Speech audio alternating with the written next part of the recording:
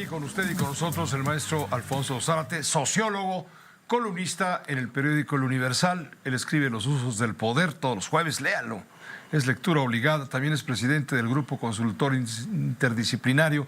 Es una empresa de análisis de asuntos de comunicación política, etcétera, de comunicación, de estrategia, desde luego. Bienvenido, ¿cómo estás? Bien, Pepe, gracias. Los usos del poder, hablemos de los usos del poder. A ver, ¿por dónde quieres empezar? La secretaria de Gobernación ayer en Palacio le dijo al INE, le dijo a todo el mundo, así van a quedar las plurinominales. Y esto levantó, por supuesto, ámpula, partidos políticos de oposición a Morena, incluso los consejeros del Instituto Electoral, comentaristas, analistas, han criticado de por qué se abroga la Secretaría de Gobernación esa función que le corresponde en todo caso al Instituto Electoral y decidir si hay controversia al Tribunal Electoral. Sí, Pepe, yo creo que lo hace porque ese es el sello de la casa.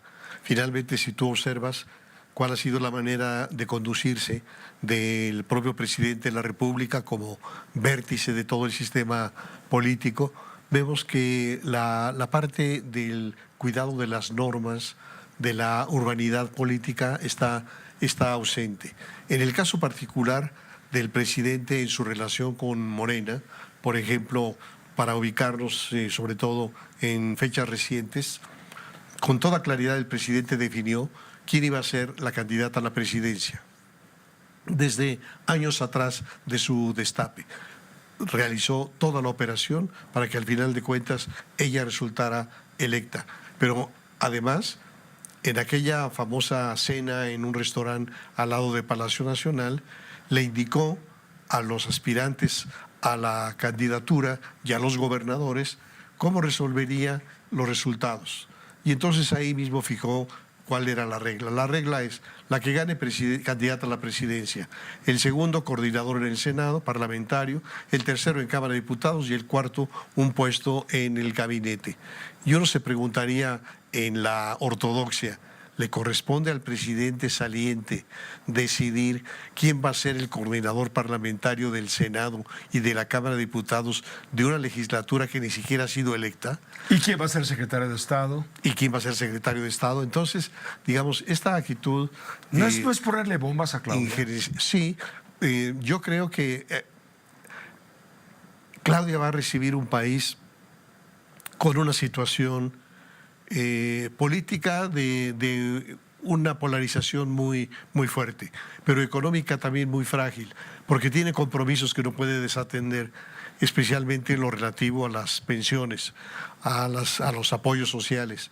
Y si nosotros vemos cuál fue el itinerario que siguió el presidente para poder fondear esos programas sociales, podemos entender la magnitud de la bomba que se le está quedando a Claudia Sheinbaum. Tú recordarás que al inicio del gobierno, hace 6 años, el presidente dijo que para financiar los apoyos sociales solamente bastaba combatir la corrupción. Bueno, supuestamente se combatió la corrupción y ese dinero no alcanzó, no se vio dónde estaban los ahorros. Lo siguiente fue desaparecer instituciones. Entonces desapareció el Consejo Nacional de Promoción Turística, ProMéxico, el Instituto para los Emprendedores, para quedarse con esos recursos y destinarlo a sus proyectos prioritarios. No le alcanzó. Ordenó al SAT un apretón a los grandes contribuyentes. Logró enormes recursos, pero no le alcanzó. Lo que siguió fue imponer una austeridad draconiana en la administración pública, en todos los órdenes, incluyendo la compra de equipo para renovar la tecnología, no le alcanzó. Suprimió 100 fideicomisos para quedarse también con ese dinero y no le alcanzó. Entonces, para Claudia Sheinbaum va a ser un problema mayúsculo el de dónde disponer de recursos para mantener esas pensiones sociales que son indispensables. Claro, desde el punto de vista político para tener aceptación y popularidad, ¿no? Sí, y la legitimidad que ha tenido hasta ahora se sabe muy bien, tiene que ver con los incrementos a los salarios, con los incrementos a las prestaciones, con los apoyos para los viejos, para los jóvenes, para los discapacitados, etcétera. Entonces, ese andamiaje es el que explica en gran medida el resultado electoral. Así que eso es indispensable. Y ahí está la ratificación de la Secretaria del Bienestar como una de las claves de mantener la misma política. Hablando de bombas sembradas, ¿cómo estás viendo el gabinetazo? Me refiero al equipo cercanísimo, legal, y falta el ampliado, claro, de la doctora Sheinbaum a partir del 1 de octubre, cuando tome posesión como presidenta, primera mujer presidenta de la República Mexicana. Por ejemplo, hoy hubo los nombramientos en cultura, turismo, trabajo. Quien repite Marat Bolaños, va a repetir, en fin, y Claudia se trae gente que estuvo muy cercana a ella en el gobierno de la ciudad. ¿Cómo estás viendo la integración del gabinete? ¿Qué tanto está metiendo la mano el presidente? Yo creo que hasta ahora una de las características importantes es que, a diferencia del presidente, que nos ha dicho muchas veces que la clave para nombrar a un funcionario es 90% de honestidad, traducido lealtad, y 10% de experiencia, aquí lo que sobresale en todos los nombramientos, incluyendo los que se anunciaron el día de hoy, es la capacidad. Es decir, cada uno de los nombrados tiene experiencia en el ramo. No va a llegar a improvisar porque es un conocedor del ramo al que llegará. Un segundo aspecto que también establece una distancia con el presidente de la República es el nivel de formación profesional y de formación académica. Entonces estamos viendo que el grueso, casi la totalidad, no solamente tienen estudios de grado, sino también de posgrado. Y que muchos de ellos, quizá la mayoría, estudios de posgrado en el extranjero. Y tú recordarás aquella expresión del presidente de que los que iban al extranjero solamente iban a aprender a robar. Y el coraje que le tiene el presidente a quienes han hecho estudios de posgrado. Un tercer ingrediente importante también es la ausencia de los duros, digamos, con alguna excepción, como Raquel Buenrostro o como la consejera jurídica. En realidad se trata de personajes Ernestina Godoy, que ubicadas en el centro, ¿no? En el centro ideológico, no dogmáticos, no a la fanáticos. izquierda, pero una izquierda moderada. Una izquierda moderada, sí, socialdemócrata, digamos, podríamos decirlo, de tal forma que en esos criterios hay una cierta distancia con el presidente de la República.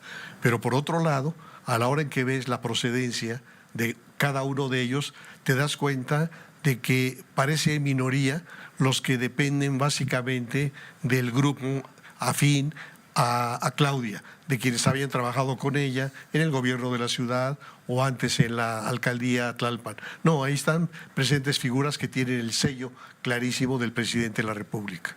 Pues va a estar interesante cómo maneje esta dicotomía desde el punto de vista del ejercicio ejecutivo del poder. Le va a resultar muy difícil, Pepe, porque no solamente es esto, sino sabemos también que el presidente el 5 de febrero presentó un paquete de 18 iniciativas de reforma constitucionales, 2 legales, y que le dijo esta es la hoja de ruta. Y aquí resalta el tema de la sobrerepresentación, porque esa sobrerepresentación da una mayoría. Esto puede leerse como un maximato.